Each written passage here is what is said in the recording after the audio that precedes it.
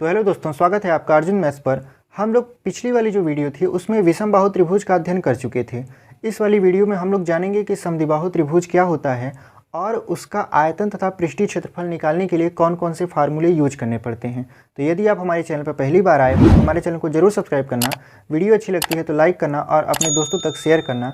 तो चलिए वीडियो को शुरू करते हैं और देखते हैं कि समद्विबाहु त्रिभुज क्या होता है। देखिए, जो समद्विबाहु त्रिभुज होता है उसमें दो भुजाएं आपस में बराबर होती हैं। समद्विबाहु त्रिभुज में दो भुजाएं आपस में क्या होती हैं? बराबर होती हैं। इसके नाम में ही इसका गुण छुपा है। सम मतलब समान, द्वि मतलब दो, बाहु मतलब भुजा, यानी जिसकी दो भुजाएं समान होती हैं समद्विबाहु त्रिभुज कहलाता है। अब इसका ये जो त्रिभुज हम खींचे हैं इसका नामकरण कर देते हैं ए, बी और सी।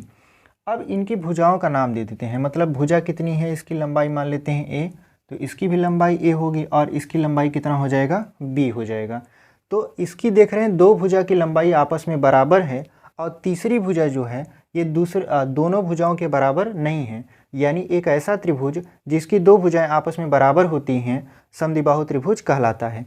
अब देखिए इसमें क्या क्या पूछेगा। तो सबसे पहले पूछेगा समद्विबाहु त्रिभुज का क्षेत्रफल।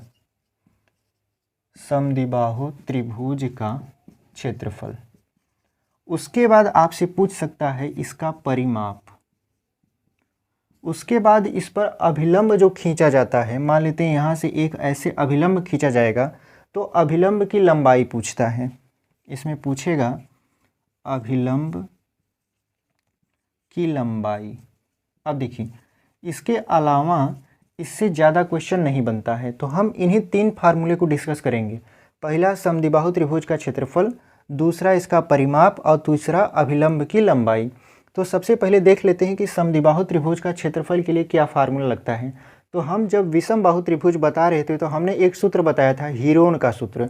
तो उसमें हमने बताया था कि हीरोन के सूत्र में क्या होता है, यस, यहाँ इसको ऐसे लिख देते हैं, यस होता है, यस माइनस ए होता है, यस माइनस बी होता है और यस माइनस सी होता है। ये तो हीरोन का सूत्र है, लेकिन इसी हीरोन के सूत्र में हम देख रहे हैं कि जो दो भुजा है आपस में क्या है? बराबर है।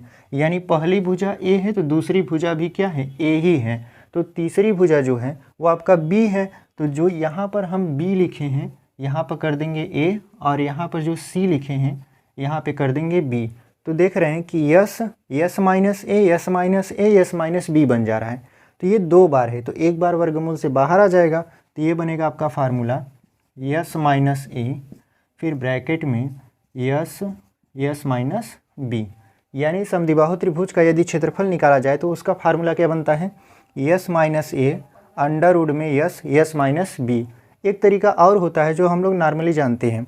वो तरीका क्या होता है कि इसका क्षेत्रफल निकालने का एक फार्मूला और होता है, b/4 अंडर रूट में 4a² माइनस b²।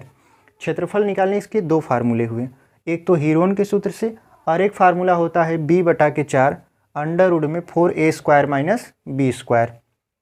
तो उम्मीद है कि क्षेत्रफल निकालना तो आप लोग फार्मूला जान गए होंगे कि क्षेत्रफल का फार्मूला क्या होता है। अब हम लोग बढ़ते हैं परिमाप की ओर। तो परिमाप हमने बताया कि परिमाप क्या होता है, किसी भी त्रिभुज की तीनों भुजाओं का योग ही क्या होता है? आपका परिमाप होता है।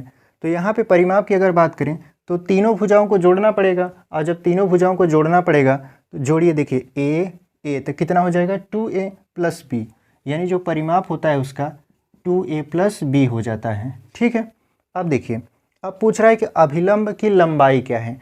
तो अभिलंब की लंबाई के लिए फार्मूला आपका होता है, फार्मूला यही होगा लेकिन इसके बटे 2 लग जाएगा। यानी कैसे? देखिए, अंडर रूट में होता है 4a² माइनस b² बटा के 2। तो अभिलंब की लंबाई हमारी पता चल जाएगी। तो हमने इस वीडियो में यही देखा कि समद्विबाहु त्रिभुज क्या होता है, समद्विबाहु त्रिभुज का क्षेत्रफल कैसे निकालते हैं, उसका फार्मूला क्या होता है, उसका परिमाप क्या होता है और अभिलंब की लंबाई कैसे निकालते हैं। तो यदि हमारी वीडियो आपको पसंद आई है तो हमारे चैनल को जरूर सब्सक्राइब करिए। हम ऐसे ही वीडियो लेकर आते रहते हैं। तो मिलते हैं आपसे अगले वीडियो में, तब तक के लिए धन्यवाद।